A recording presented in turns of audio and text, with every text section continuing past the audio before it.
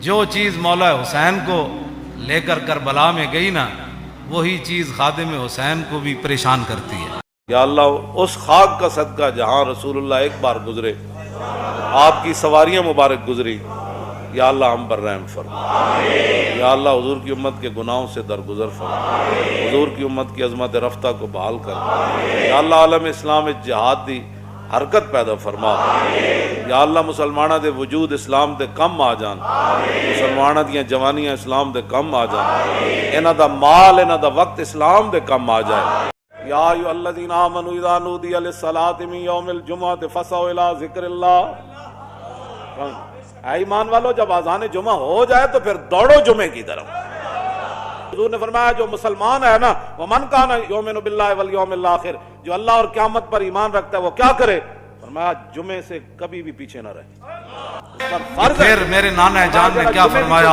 ان حالات کو دیکھ کر کوئی بندہ اپنی زبان سے اور اپنے ہاتھ سے اس ظالم کا ہاتھ نہیں پکڑتا تو اللہ رب العالمین قیامت والے دن جس جگہ اس ظالم کو داخل کرے گا نا، وہ تماشا دیکھنے والے کو بھی داخل کر دے گا۔ ہمیں بھی بہت سارے لوگ مخلصانہ مشورہ دیتے ہیں، آپ کو کیا پڑی ہے، اس معذوری کی حالت میں آپ جیلیں کاٹتے ہیں، یہ کرتے ہیں، وہ کرتے ہیں، جی یہی بات ہے، کیا پڑی ہے آپ کو؟ دیکھیں بڑے بڑے لوگ، بڑے بڑے متقی پرہیزگار اپنے آستانوں پر بیٹھے ہیں اور بڑے بڑے شیوخ حدیثیں پڑھا رہے ہیں اور بڑے بڑے مدارس چل رہے ہیں، آپ کو کیا مصیبت پڑی ہے؟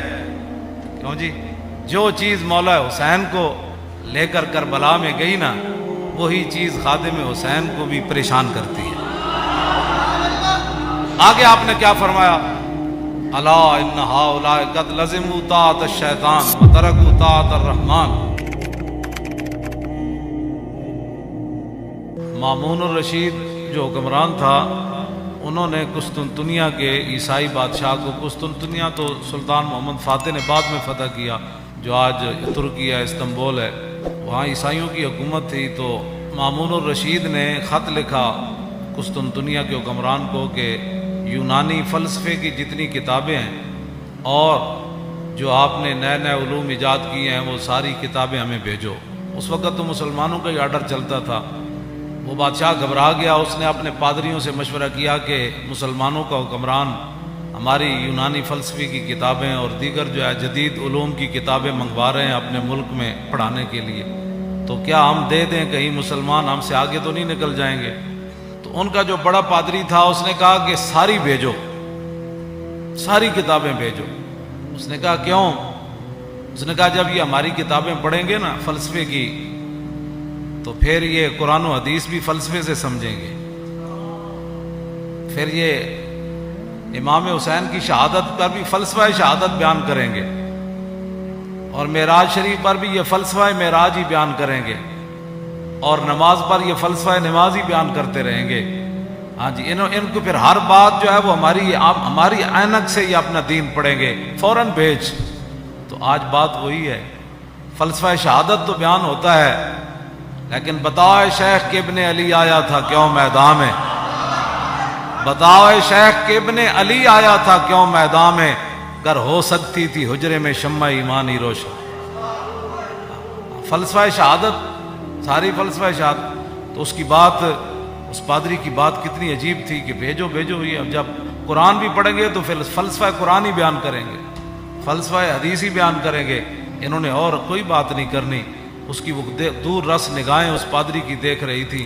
آج مسلمان نماز بھی پڑھتا ہے تو فلسفے کے تحت پڑھتا ہے، یہ نہیں کہ میرے رب کا کوئی آرڈر ہے، کہتا ہے ہو سکتا ہے جو کام رکا ہوا ہے وہ کام ہو جائے، ہو سکتا ہے ویزا لگ جائے، ہو سکتا ہے بیماری سے شفا مل جائے، اور یہ فلسفے کے طور پر سارے کام کرتے ہیں۔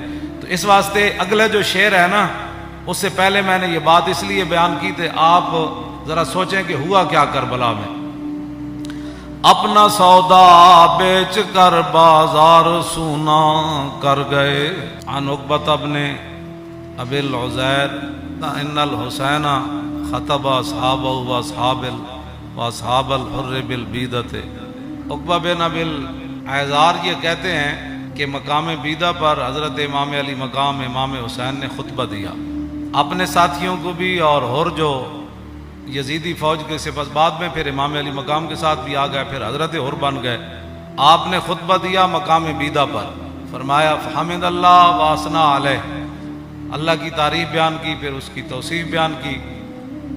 فقال ایھا الناس ان رسول اللہ صلی اللہ تعالی علیہ وسلم قال، فرمایا میں نے اپنے نانا جان کو فرماتے ہوئے سنا، مر رہا منکم سلطانا جائرا، کہ تم میں سے کوئی آدمی ظالم بادشاہ کا زمانہ پائے. یہاں تو ظالم کہنا بھی کہتے ہیں جی آپ نے ظالم کہہ دیا.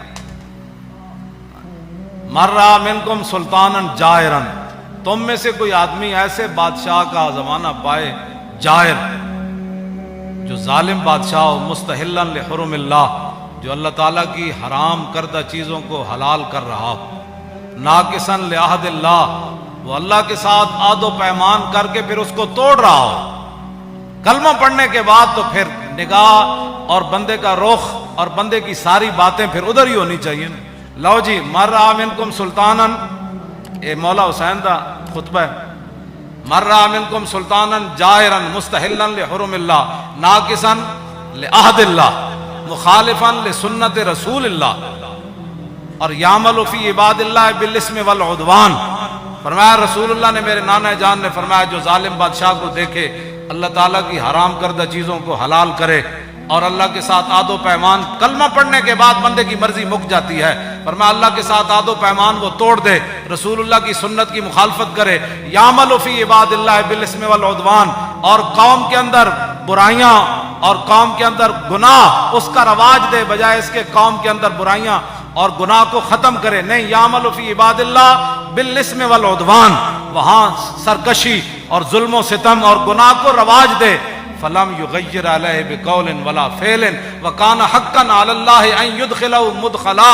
مولا حسین فرمانے لگے کہ پھر میرے نانا جان نے کیا فرمایا، ان حالات کو دیکھ کر کوئی بندہ اپنی زبان سے اور اپنے ہاتھ سے اس ظالم کا ہاتھ نہیں پکڑتا تو اللہ رب العالمین قیامت والے دن جس جگہ اس ظالم کو داخل کرے گا نا، وہ تماشا دیکھنے والے کو بھی داخل کر دے گا.